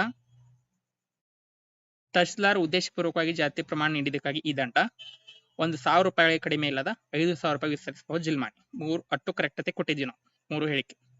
ಇಲ್ಲಿ ಅವ್ರು 2 ಹೇಳಿಕೆ ಕೊಟ್ಟಿದ್ರು, ಇವೆರಡು ಕರೆಕ್ಟ್, ಮೇಲ್ನೂ 2 ರಾಂಗ್. ನೋಡಿ ಕ್ವಶನ್ ಯಾಕೆ ಟ್ವಿಸ್ಟ್ ಮಾಡ್ಯಾರ ನೋಡಿ. 5B ಪ್ರಕರಣ ಹೇಳುವಂತ ಸುಳ್ಳು ಜಾತಿ ಪ್ರಮಾಣ ಪತ್ರ ಅಥವಾ ಆದಾಯ ಪ್ರಮಾಣ ನೀಡಿದ್ದಕ್ಕಾಗಿ ತಹಶೀಲ್ದಾರ್ ಅವರಿಗೆ ಅಪರಾಧ ನಿರ್ಣಯ ಆದ ನಂತರ 6 ತಿಂಗಳಿಗೆ ಕಡಿಮೆ ಇಲ್ಲದ 2 ವರ್ಷಕ್ಕೆ ವಿಸ್ತರಿಸಬಹುದಾದ ಕಠಿಣ ಕಾರಾಗೃಹ, 1000 ರೂಪಾಯಿಂದ 5000 ರೂಪಾಯಿವರೆಗೆ ವಿಸ್ತರಿಸಬಹುದಾದ ಜುಲ್ಮಾನಿ. ಸಂವಿಧಾನದ ಯಾವ ವಿಧಿ ನೋಡಿ, 2-3 ಸಲ ಕೊಟ್ಟಿದ್ವಿ ಕ್ವಶನ್. ಯಾವ ವಿಧಿ ರಾಜ್ಯ ನಿರ್ದೇಶಕ ತತ್ವ ಅಡಿಯಲ್ಲಿ ದುರ್ಬಲ ವರ್ಗದ ಜನರ ಶಿಕ್ಷಣ, ಆರ್ಥಿಕ ಹಿತಾಸಕ್ತಿಯನ್ನ, ರಾಜ್ಯ ವಿಶೇಷ ಜಾಗೃತಿಯನ್ನು ಸಂವರಿಸತಕ್ಕದ್ದು ಕ್ವಶನ್ ಇತ್ತು. 46ನೇ ವಿಧಿ ಕೊಟ್ಟಿದ್ವಿ ನೋಡಿ. ಯಾವ ಸಾಂವಿಧಾನಿಕ ವಿಧಿ EWS ಮೀಸಲಾತಿ ಬೆಂಬಲಿಸುತ್ತದೆ ಕೊಟ್ಟಿದ್ವಿ. 46ನೇ ವಿಧಿ. ಎಕ್ಸ್ಪ್ಲನೇಷನ್ ನೋಡ್ಲಿ. ಯಾವುದೇ ರಾಜ್ಯವು ದುರ್ಬಲ ವರ್ಗಗಳ ವಿಶೇಷ ಅನುಸೂಚಿತ ಜಾತಿಗಳ ಅನುಸೂಚಿತ ಪಂಗಡಗಳ ವಿದ್ಯಾಭ್ಯಾಸ ಸಂಬಂಧ ಮತ್ತು ಆರ್ಥಿಕ ಸಂಬಂಧವಾದ ಹಿತಾಸಾಧನೆಯನ್ನು ಜಾಗೃತಿಯನ್ನು ಉನ್ನತಿಗೊಳಿಸತಕ್ಕದ್ದು ಅಂತ ಕೊಟ್ಟಿದ್ವಿ. ಇನ್ನೊಮ್ಮೆ ಕೊಟ್ಟಿದ್ವಿ, ಇನ್ನೊಮ್ಮೆ ತೋರಿಸ್ತೀನಿ ನಿಮಗೆ. ಜನಹಿತ್ ಅಭಿಯಾನ್ ಮತ್ತು ಯೂನಿಯನ್ ಆಫ್ ಇಂಡಿಯಾ ಪ್ರಕರಣ ಯಾವ ಸಮಸ್ಯೆಗೆ ಸಂಬಂಧಿಸಿದೆ? EWS ಆರ್ಥಿಕ ಮತ್ತು ದುರ್ಬಲ ವರ್ಗಗಳಿಗೆ ಅವರು ಕೇಸನ್ನು ಹಾಕಿದ್ರು. ಜನಹಿತ್ ಅಭಿಯಾನದವರು EWS ಅನ್ನು ಜಾರಿಗೆ ತರಬಾರದು ತಿಳ್ಕೊಂಡ, ಅದಕ್ಕೆ ರಿಲೇಟೆಡ್ ನಾವು ಕ್ವಶನ್ ಕೊಟ್ಟಿದ್ದೇವೆ. 13ನೇ ಕ್ವಶನ್, EWS ಮೀಸಲಾತಿ ಯಾವ ರೀತಿಯ ಶಿಕ್ಷಣ ಸಂಸ್ಥೆಗೆ ಅನ್ವಯಿಸುತ್ತದೆ? ಆಮೇಲೆ ಯಾವ ಸುಪ್ರೀಂ ಕೋರ್ಟ್ ಪ್ರಕರಣ EWS ಮೀಸಲಾತಿ ಸಾಂವಿಧಾನಿಕ ಮಾನ್ಯತೆಯನ್ನು ಎತ್ತಿ ಹಿಡಿಯಿತು 2022ರಲ್ಲಿ? ಜನಹಿತ್ ಅಭಿಯಾನ್ ಮತ್ತು ಕೇಂದ್ರ ಸರ್ಕಾರ. 99 ಕರ್ನಾಟಕ ಮೀಸಲಾತಿ ನೀತಿಯಲ್ಲಿ ಯಾವ ಪ್ರವರ್ಗ ಬರುವುದಿಲ್ಲ? 99ನೇ ಆಕ್ಟ್ ಪ್ರಕಾರ SC ST OBC ಬರ್ತೈತಿ, EWS ಬರಂಗಿಲ್ಲ. ಇಲ್ಲಿ ಹೆಡ್ಡಿಂಗ್ ಅಲ್ಲೇ ಐತಿ ನೋಡ್ರಿ. ಇದನ್ನ ನಾವು ಕ್ಲಾಸಲ್ಲಿ ಹೇಳಿದ್ವಿ. ಇದನ್ನ 1990 ಆಕ್ಟ್ ಹೇಳುವಾಗ ಹೆಡ್ಡಿಂಗ್ ಅಲ್ಲೇ ಐತಿ ನೋಡ್ರಿ. ಅನುಸೂಚಿತ ಜಾತಿ, ಅನುಸೂಚಿತ ಬುಡಕಟ್ಟು, ಇತರೆ ಹಿಂದುಳಿದ ವರ್ಗದವರಿಗಾಗಿ ಒಂದು ಶಿಕ್ಷಣ ಸಂಸ್ಥೆಗಳಲ್ಲಿ ನೇಮಕಾತಿ ಮತ್ತು ಮೀಸಲಾತಿಗಾಗಿ ಈ ಒಂದು ಅಧಿನಿಯಮ. ಇನ್ನು ಯಾವ ಸಂದರ್ಭದಲ್ಲಿ ರಾಜ್ಯ ಸರ್ಕಾರ ಕರ್ನಾಟಕ ರಾಜ್ಯ ಹಿಂದುಳಿದ ವರ್ಗಗಳ ಆಯೋಗದ ಅಧ್ಯಕ್ಷರು ಸದಸ್ಯರನ್ನು ತೆಗೆದು ಹಾಕಬಹುದು? ಯಾವಾಗ ತೆಗಿಬಹುದು? ದಿವಾಳಿ ಆಗಿದ್ರೆ, ಅಧಿಕಾರ ಚಲಾಯಿಸಲು ನಿರಾಕರಿಸಿದ್ರೆ, ತಪ್ಪಿತಸ್ಥರಾಗಿ ಜೈಲು ಸೇರಿದ್ರೆ. 3 ಕರೆಕ್ಟ್ ಅದ. ನಾವು ಕ್ವಶನ್ ಕೊಟ್ಟಿದ್ವಿ. 95ರ ರಾಜ್ಯ ಹಿಂದುಳಿದ ಆಯೋಗದ ಅಧಿನಿಯಮದ ಪ್ರಕಾರ ಸದಸ್ಯರನ್ನ ತೆಗೆದು ಹಾಕುವ ಪ್ರಕಾರ ಮೇಲಿನ 3 ಕರೆಕ್ಟ್ ಆಗಿರೋದು. ದಿವಾಳಿ ಆಗಿದ್ರೆ, ಅಸಮರ್ಥನಾಗಿದ್ರೆ, 3 ಸಭೆಗಳಿಗೆ ಗೈರಾಜರಾಗಿದ್ರೆ, ಎಲ್ಲವೂ ಸರಿಯಾಗಿರುವಂತ. ಇನ್ನು ಇಂದಿರಾ ಸಹಾನಿ ತೀರ್ಪಿನ ನಂತರ ಕೆನೆ ಪದರ ನಿರ್ಧರಿಸಲು ಮಾನದಂಡಗಳನ್ನು ನಿಗದಿಪಡಿಸುವ ಜವಾಬ್ದಾರಿಯುತ ತಜ್ಞರ ಸಮಿತಿ ಅಧ್ಯಕ್ಷರು ಯಾರಾಗಿದ್ರು? ರಾಮನಂದನ್ ಪ್ರಸಾದ್. ನಾವು ಯಾವ ರೀತಿ ಕ್ವಶನ್ ಕೊಟ್ಟಿದ್ವಿ? ಇಂದಿರಾ ಸಹಾನಿ ಆದೇಶದಲ್ಲಿ ಕೆನೆ ಪದರವನ್ನು ನಿರ್ಧರಿಸುವ ಮಾನದಂಡಗಳನ್ನು ನಿರ್ಧರಿಸಲು ತಜ್ಞರ ಸಮಿತಿಯನ್ನ ಯಾರು ವಹಿಸಿದ್ರು? ನೋಡ್ರಿ, RN ಪ್ರಸಾದ್. ನೋಡಿ, ನಾವು ಕೊಟ್ಟಿರುವಂತ ಆಪ್ಷನ್ಸ್ಗಳು ಮತ್ತು ಅವ್ರು ಕೊಟ್ಟಿರುವಂತ ಆಪ್ಷನ್ಗಳು ಬೇರೆ ಅದಾವ, ಅದು ಸಹಿತ ಈಸಿಯಾಗಿ ಹಾಕ್ಬಹುದು.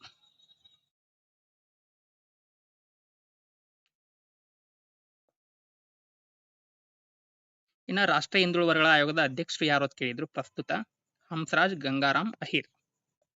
ಇದು ರಿಲೇಟೆಡ್ ಆಗಿ ನಾವು ಕ್ವಶನ್ ಬೇರೆ ಇತ್ತು, ಅದು ಸಹಿತ ಎಕ್ಸ್ಪ್ಲನೇಷನ್ ಕೊಟ್ಟಿದ್ವಿ ನಾವು. ಅಂದ್ರೆ ಯಾವ ಕ್ಯಾರಿಯರ್ ಅದ ಪ್ರಸ್ತುತ, SC ಯಾರು, ST ಯಾರು, OBC ಯಾರು ಅಂತ ತಿಳ್ಕೊಂಡ ನೋಡಿ. ರಾಷ್ಟ್ರೀಯ ಹಿಂದುಳಿದ ವರ್ಗಗಳ ಆಯೋಗಕ್ಕೆ ಸಂಬಂಧಿಸಿದಂತೆ ಹಂಸರಾಜ್ ಗಂಗಾರಾಮ್ ಅಹಿರ್ ಕೊಟ್ಟಿದ್ವಿ.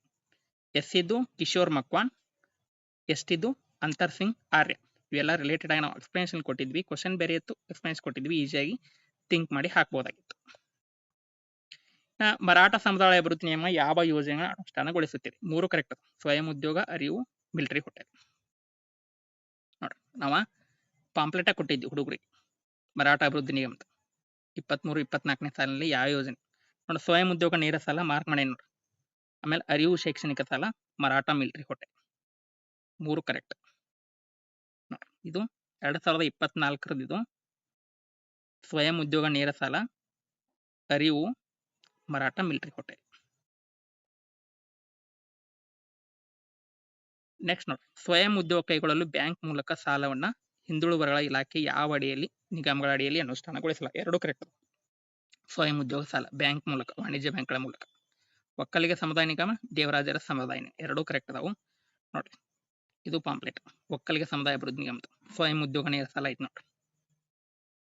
ಒಕ್ಕಲಿಗ ಒಳಗೆ ಐತಂದ್ರ ದೇವರಾಜರ ಒಳಗೆ ಇದ್ದಿದ್ರಿಂದಲೇ ಇಲ್ಲಿ ಬಂದಿರ್ತೈತೆ.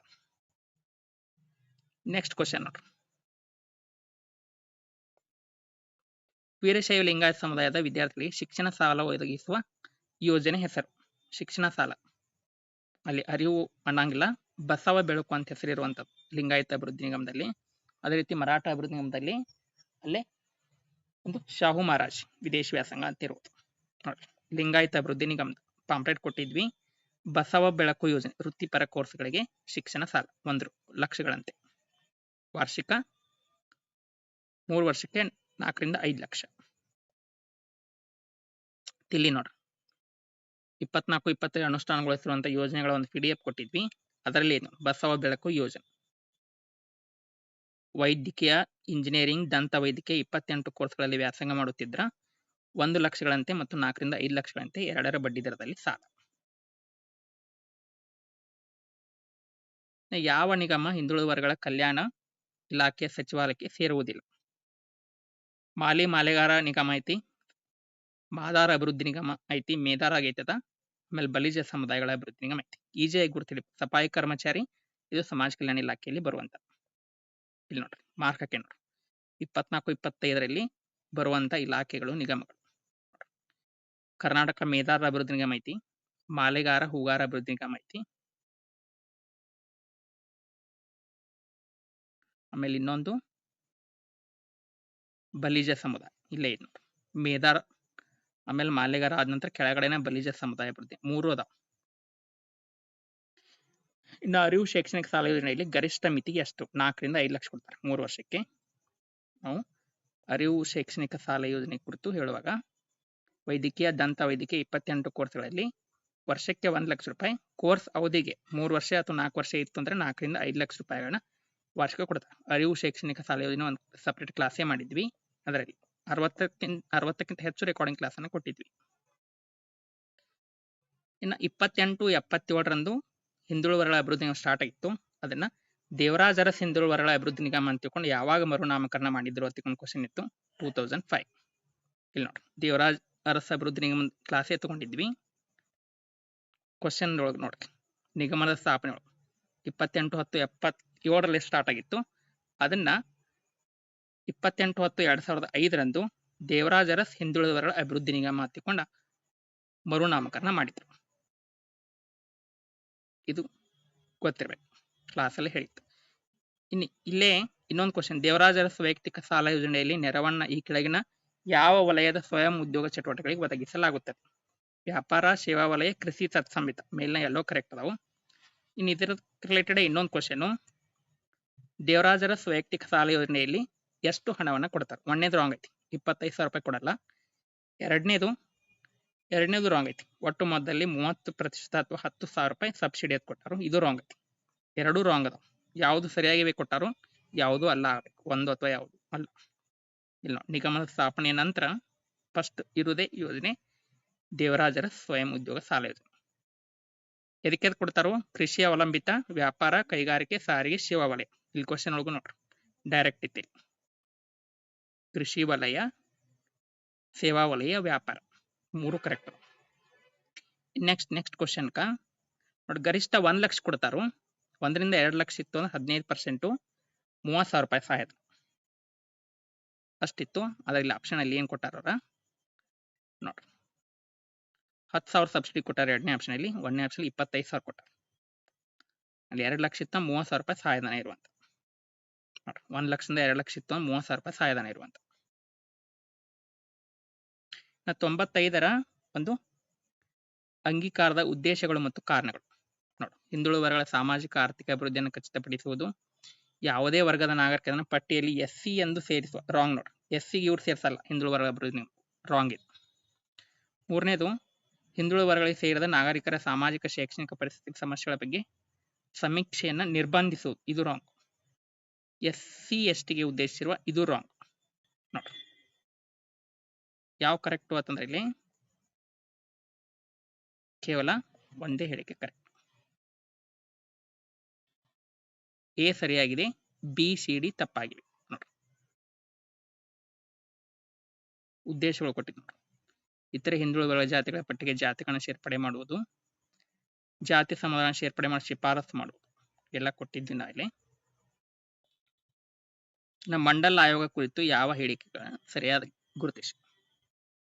ಮಂಡಲ ಆಯೋಗ 69ರಲ್ಲಿ ಸ್ಟಾರ್ಟ್ ಆಗಿತ್ತು ಕೊಟ್ಟಾರು, ರಾಂಗ್ ಐತಿ. 340ನೇ ಅನುಚ್ಛೇದ ಸಾಮಾಜಿಕ ಶೈಕ್ಷಣಿಕ ಹಿಂದುಳಿದ ಪರಿಸ್ಥಿತಿ ತೊಂದರೆಗಳನ್ನ ತನಿಖೆ ಮಾಡಲು ಶಿಫಾರಸು ಮಾಡುವುದು ಒಂದೇ ಕರೆಕ್ಟ್ ಐತಿ. ಎರಡನೇ ಹೇಳಿಕೆ ಮಾತ್ರ ಸರಿಯಾಗಿರುವಂತ. ಒಂದನೇ ಹೇಳಿಕೆ ತಪ್ಪೈತಿ, ಯಾಕಂದ್ರ ಮಂಡಲ ಆಯೋಗ ರಚನೆ ಆಗಿದೆ ಇಲ್ಲಿ ನೋಡ್ರಿ. ನಾವು ಎಕ್ಸ್ಪ್ಲನೇಷನ್ ಕೊಟ್ಟಿದ್ವಿ. ಎರಡನೇ ಹಿಂದುಳಿದ ವರ್ಗಗಳ ಆಯೋಗ ಮಂಡಲ ಆಯೋಗ 79 ಅಂತ ಇಲ್ಲಿ ಕೊಟ್ಟಿದ್ವಿ ನೋಡ್ರಿ. ಉಳ್ಳವರ ವರ್ಗಗಳ ಎಲ್ಲಾ ಸೌಲಭ್ಯಗಳು ಒಡೆಯನಾಗಬಹುದೆಂದು ಕೇಂದ್ರ ಸರ್ಕಾರ 79ರಲ್ಲಿ ಸಂವಿಧಾನದ 340ನೇ ವಿಧಿಯನ್ನ ಬಳಸಿಕೊಂಡು ಮಂಡಲ್ ಅವರ ಅಧ್ಯಕ್ಷತೆಯಲ್ಲಿ ಎರಡನೇ ಹಿಂದುಳಿದ ಆಯೋಗವನ್ನು ರಚನೆ ಮಾಡಿತ್ತು. ಮಂಡಲ ಆಯೋಗದ ಪರಿಶೀಲನಾ ಅಂಶಗಳು ABC ಕರೆಕ್ಟ್.